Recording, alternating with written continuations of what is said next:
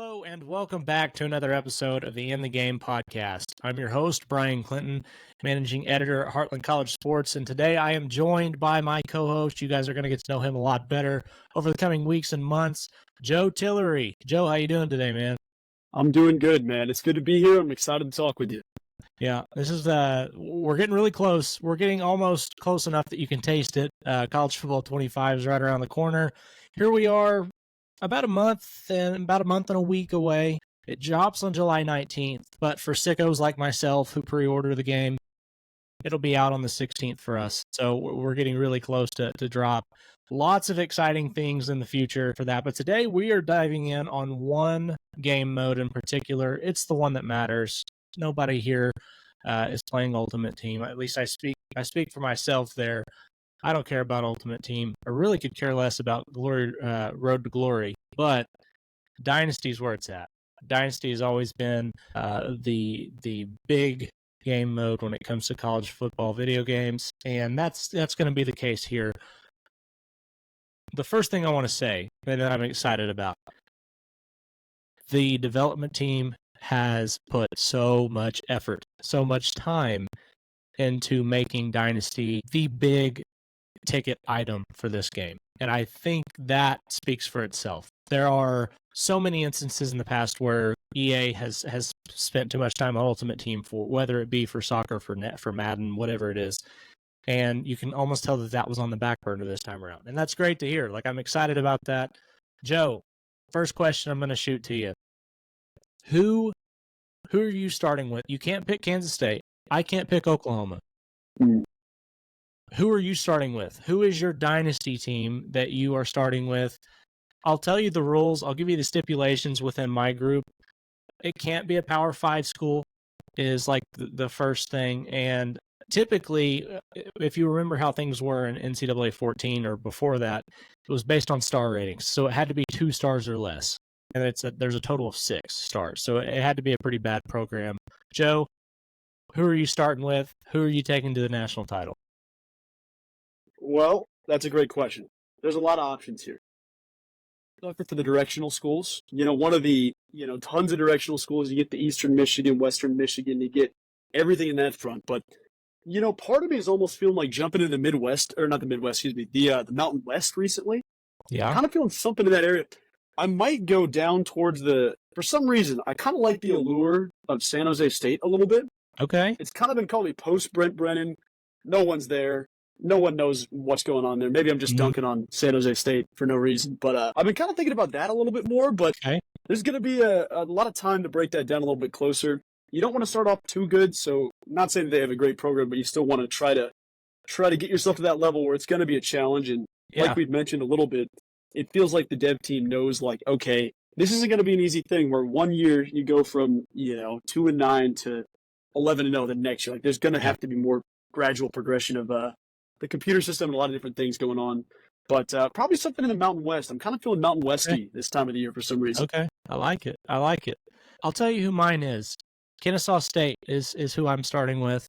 A couple of reasons. And here's what's really interesting about how this game is going to really change the way that you handle Dynasty. As you mentioned, the years of going 2-9 and flipping it to an 11-0 the next year and automatically competing for a national title, those are gone. Like, it doesn't work that way anymore.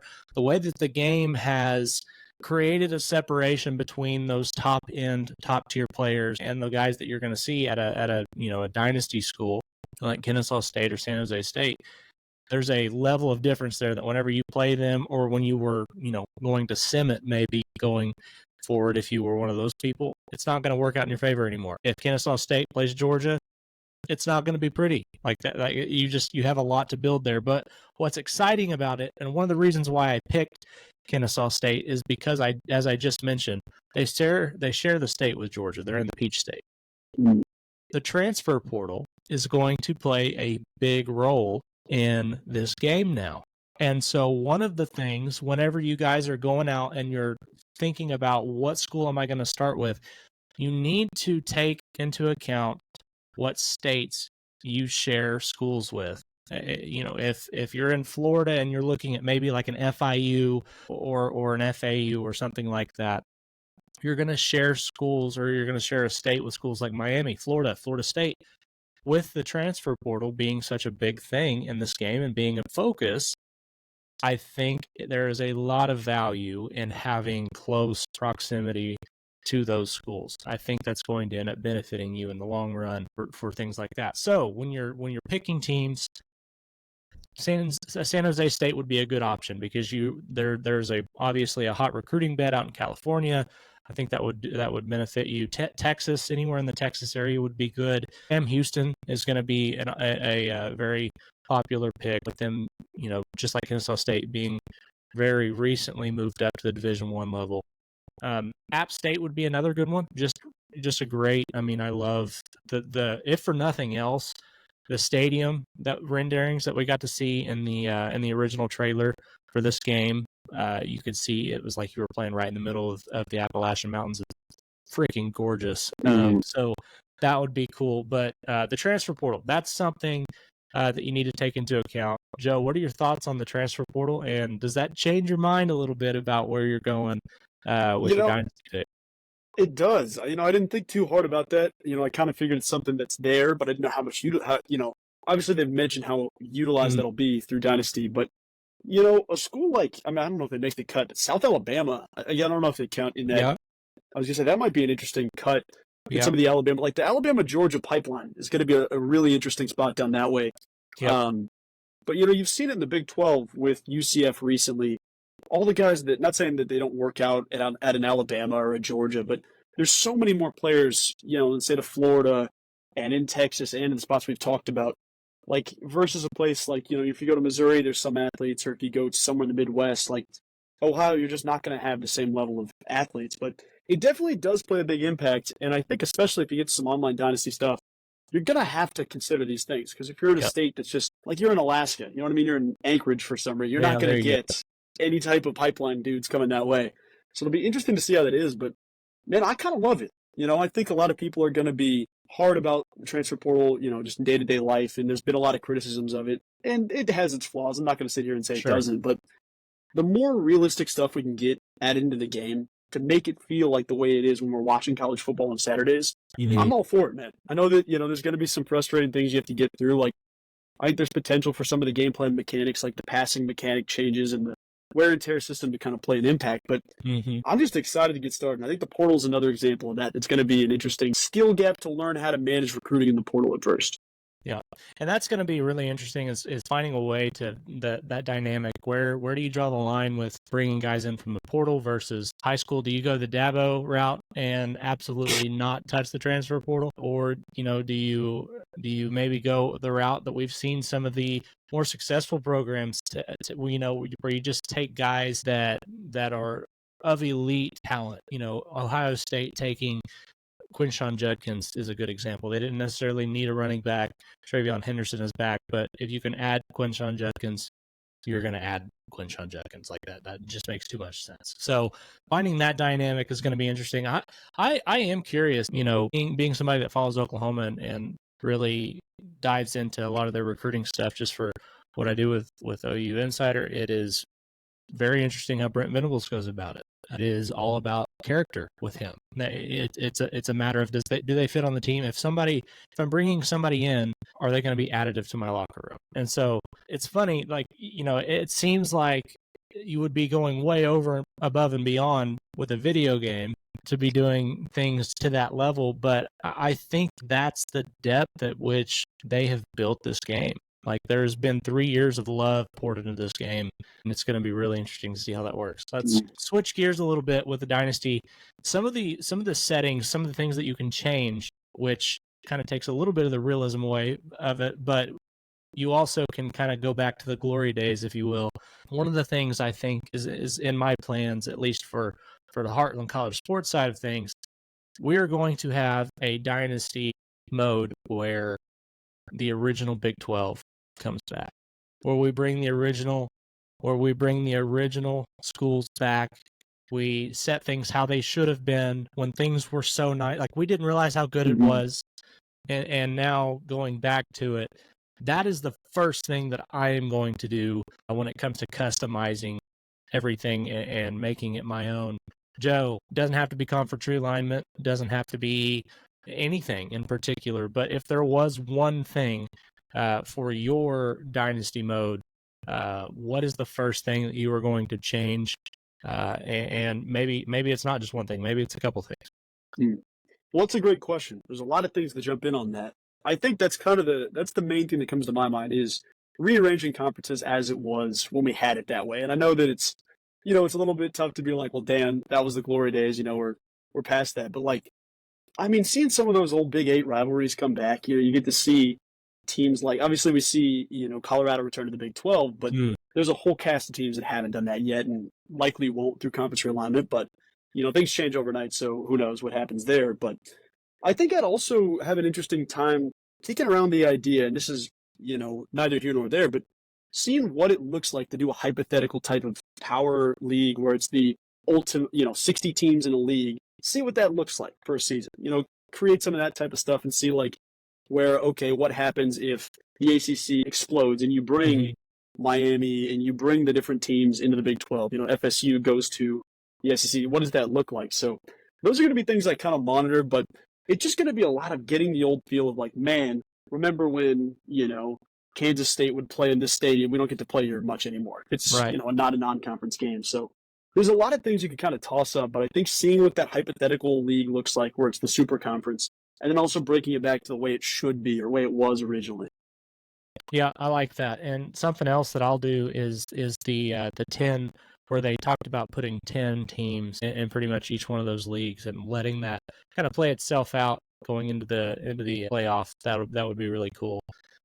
Obviously, it's got to be on Heisman level. Like, don't be that guy. Like, with the first time through, if you want to go through on like varsity or whatever and get yourself up to speed, that's fine. But whenever it comes to competitive, you better be on Heisman level. And it's going to be tough. Like that's one of the things I have noticed about some of the gameplay trailers is with the new stick options on defense, particularly user picks, user tackles, things like that are going to be a big part of the game. And if there is going to be a skill gap, and so I need to pick up the sticks again because I've been on PC for a long time, so I'm going to be behind for a little bit.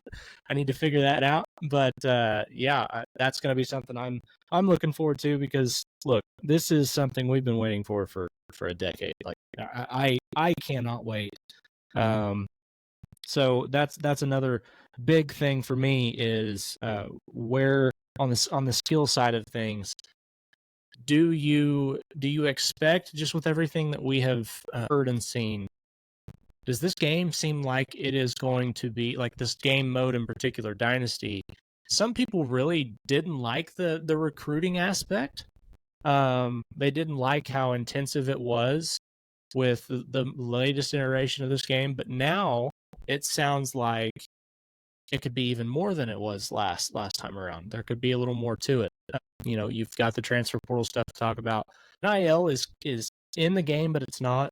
It sounds like they're using it branding, like my brand or whatever is kind of like where they're going with that, which it still fills the role and is something that recruits are going to be looking for. But are you with regard to what you're looking for on a year-to-year basis in the Dynasty? Are you excited about it being more intensive? Are you a guy that just wants to play the games? Where do you sit on that? And give me your reasons for why. Yeah. So, I mean, I think it's kind of like it's one of two answers. If you didn't like it, some people, I get it, personal preference, it is what it is.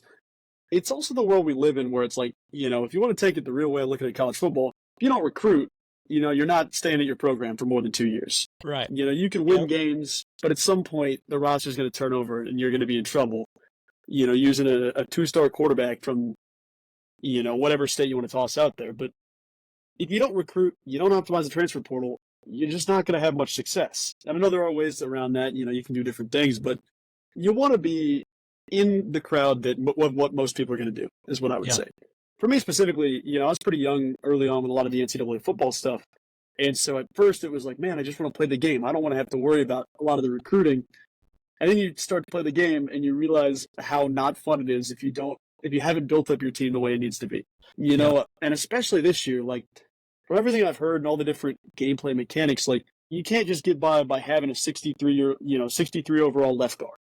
You can't have him out there because he's going to be jumping offside or false starting, and he's going to have, he's going to get bull rushed by, the third best Alabama defensive lineman, and we're giving up 7 sacks a game. Yeah. So it's kind of more of it's less of a question of if I'm excited for it. It's more of like, you got to get adapted. Like you said, we got to pick up the sticks and remember how this all works. Like I'm kind of old and washed up. I've been off the sticks a little bit. I need to, get back into the heyday. So I'm excited. Yeah, I got to get the reps up. I got to get the playbooks, get everything right. But I'm excited for it, man. I think there's going to be a learning curve, and I'm going to get my butt kicked by embarrassingly bad computers for a while and teams for a while. But once I get back to just middle to average, that's where it's going to hit like crack when you get that okay, now it's time to start locking in. So I'm excited for that jump to it. Yeah, I agree. I'm, something that might be fun. You could almost have a group of guys, if you wanted to, with a dynasty where you have to simulate everything in the off season. Like you just let you just let the computer do it for you. Yeah, and everybody's at the mercy of the computer. It might be fun to see how long we can last. That'd be a nutty way to decide like a fantasy football order for a draft or something. Yes. Everybody just simulates whoever's the best. Yes, that's awesome. Last place, last pick. Something you hit on there is another big thing for me. And you said playbook. Playbooks are big in this. They have made a massive effort, and I don't think people realize how intensive it is to have 134 different playbooks. Yes, different teams run mesh. Everybody runs mesh of some sort. Lincoln Riley's mesh looks a little bit different than what you see at Wake Forest. It's different, but all of these schools, however they're running their offense, whether it's gap scheme or whether they're running some sort of zone, whatever, they're different. And the offensive side is going to be a little more nuanced. It's going to have a little more customized things for everybody, because a 4-3 defense at the end of the day is a 4-3 defense. You kind of just adjust to your lineups, the way you line up against guys. It just adjusts to how they're playing on offense. But with that being said, is there a specific style of offense? Is there something that, as far as the playbook goes, is there a playbook out there that has your eye? I'll go ahead and just kind of give you an idea of where I'm at. I like what Lincoln Riley does. However,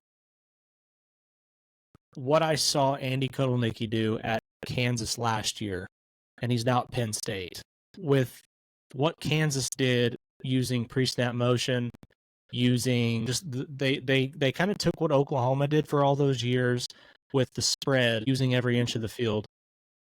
They kind of took that and almost revolutionized it to the point where you're running that style of offense, but you also can show that and then stack the box with an extra guy or two blocking and run the ball down somebody's throat. So I like the way that they do that. I think that's probably the route I'm going to go. Are you a triple option guy, or are you going to go classic, Lincoln Riley, Jeff Levy, those style guys? Are you going to go that route?